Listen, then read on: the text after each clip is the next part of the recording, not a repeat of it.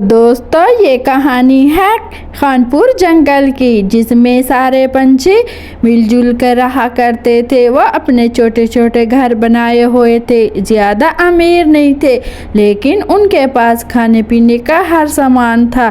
सारे पंछी मिलजुल कर रहा करते, आपस में दोस्त होते हैं, एक दूसरे की मदद करते हैं, एक दूसरे का साथ कभी नहीं छोड़ते। इधर से मीनू चिड़िया आती है। कालू भैया चलें क्या दाना लेने के लिए? आज बहुत ही भूख लग रही है। मैंने सोलर प्लेटें बंद कर दी। जब आऊंगी तो फिर मैं अपना पंखा चलाऊंगी। आपने मंगवा ली है क्या सोलर प्लेटें? कालू कौवा मीनू चिड़िया से कहता है, हाँ बहन, मंगवा ली हैं। चलते हैं, अब चल के दाना ढूंढ के आते हैं। कालू कौवा चला जाता है। मीनू चिड़िया, इतनी गर्मी है, उल्लू सेठ कहता है। इसको गर्मी ही बड़ी लग रही थी। इसने सब सोलर प्लेटें का एक बंडल लगवाया हुआ था, जो कि एसी और फ्रिज चला के बैठा होता है। तो लगता है ज्यादा ही गर्मी है। अच्छा, फ्रिज से आइसक्रीम उठा के खाता हूँ। उल्लू सेठ बड़ा ही कंजूस था, लेकिन वो ठहर ठहर के कुछ चीज़ें खाता है और ज़्यादातर पंछियों को नहीं देता, क्योंकि ये बड़ा कंजूस होता है। मीनू चिड़िया भी अपना दाना ढूंढने के लिए चली जाती है।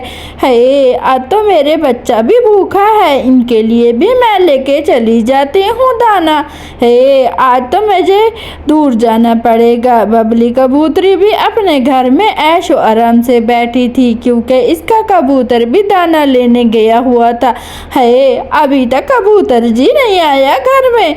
मैं कहीं से पता लगाती हूँ कि आज मेरा कबूतर कहीं दूर चला गया, किसी न किसी पंछी को बता के गया होगा।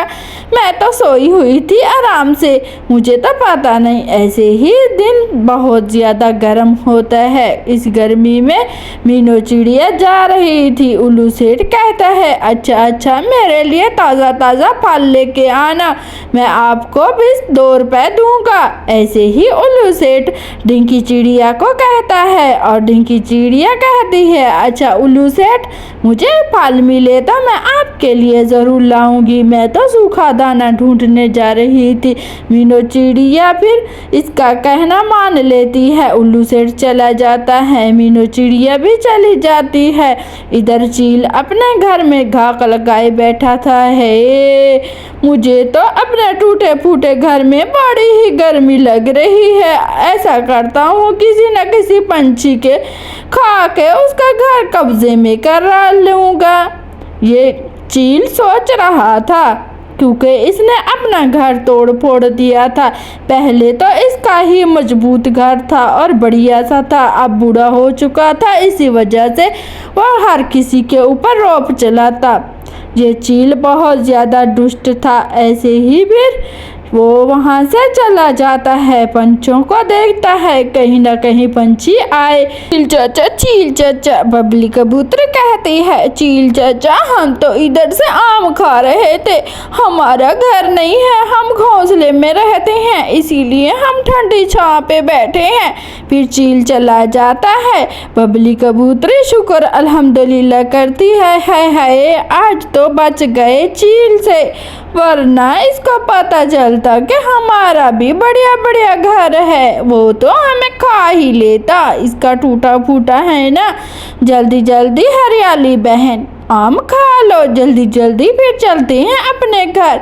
इधर हरियाली भी एक टोकरी भर लेती है आमों की। अरे पिंकी बेटी, कहाँ जा रही हो? आपकी मम्मा दाना लेने गई हुई थी, आप भी इधर से आम उठा लो। मैं भी घर चली जाती हूँ। अपनी माँ को बता देना, पिछले जंगल में जो है ना, उसमें आम का दरख्त है, वहाँ से आम आपके लिए बहुत सारे तोड़ के आपको एक बढ़िया बढ़िया सा आमों का रस निकाल के देगी, फिर वो पीना। अगर आम न खाना है तो इधर से ले लो। फिर पिंकी चिड़िया चली जाती है। मैं जाती हूँ। इधर से हरियाली भी अपनी भारी भारी टोकरी उठा के मैं भी घर जाती हूँ। इनका रस निकाल के पीऊँगी, बड़ा ही मज़ेदार होता है। मिठू तोता भी परेशान बैठा था। अभी तक मेरी पत्नी घर क्यों नहीं आई? इतनी देर हो गई है, कहाँ रह गई? मैं जाके किसी न किसी से पता करता हूँ। अगर कहीं पे मेरी पत्नी मिल गई तो मुझे बता देंगे ये पंछी। मिठू तोता आराम से घर बैठा हुआ था। इसकी पत्नी जो बहुत ही ज़्यादा ये मेहनती थी, वो ज़्यादा ही मेहनत करती, मिठू तोते को कोई काम नहीं करने देती। मिठू तोता चला जाता है। ऐसे ही भी ढिंकी चिड़िया भी आम ढूंढने जा रही थी। अरे अरे मिठू भाई कहाँ जा रहे हो?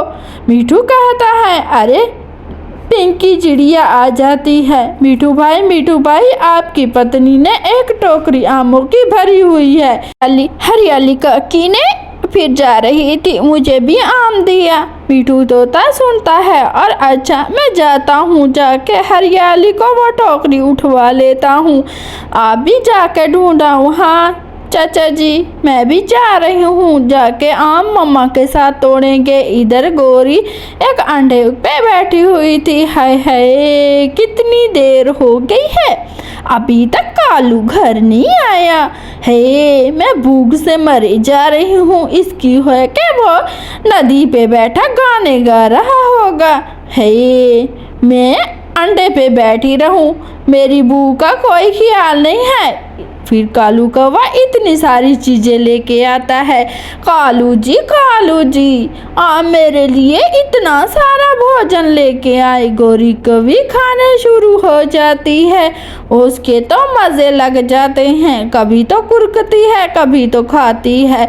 अरे अरे अरे अरे गोरी आराम से खा, जल्दी क्या है? कालू जी मैं ज़रा घूम के आती हूँ। ऐसे ही फिर कबूतर बैठा होता है। गोरी कभी आ जाती। कबूतर जी सूखा दाना लेके जा रहे हो? आपकी पत्नी सूखे दाने पे अंडा नहीं देगी। मुझे लगता है कि आपकी पत्नी ने अंडे को रोका हुआ है। आप उसको बहुत सारे फल खिलाओ, वो अंडे देना शुरू हो जाएगी। गोरी कभी कबूतर को ऐसे ही भड़काती है, हर किसी की लड़ाई झगड़े जो करवाना चाहती थी। ऐसे ही फिर गोरी कभी कबूतर को बहुत भड़काती है। कबूतर भी गुस्से में आ जाता है। इधर मीनू चिड़िया ने एक घोंसला बनाया हुआ था जो कि अपनी बेटी के साथ रहा करती। मीनू चिड़िया फिर से आती है ढिंकी चिड़िया। ऐसे ही फिर बहुत देरों बाद वह हर पंछी को देखती। इधर से एक चिड़िया आती है। अरे बहन जी दाना लेने गई थी, मैं बड़ी ही दूर से गई थी। मैंने सोचा आपसे भी मिल के जाऊं, मुझे मुश्किल से मिला है। मैंने सुना है कि वो जो है ना, मैं पेड़ के नीचे बैठी हुई थी। गोरी कभी है ना कबूतर को भड़का रही थी। अरे कबूतरी ने अंडा देना था तो कब का दे चुकी होती। वो बंजर है, वो तो अंडे नहीं देगी, अब बच्चे भी नहीं देगी। फिर मीनू चिड़िया चली जाती है। ढिंकी चिड़िया आती है, उसको एक फलों के दरख्त मिलते हैं। हाय अल्लाह कितने अच्छे फल लगे हुए हैं, मैं भी सारे पंछों को बताऊंगी। लीची का दरख्त है और आम का दरख्त है। ऐसे ही मीनू चिड़िया बहुत सारी लीची तोड़ती और इस दरख्त से आम भी तोड़ती है। मैं जाके अपनी बच्ची को ये वाली खिलाती पिला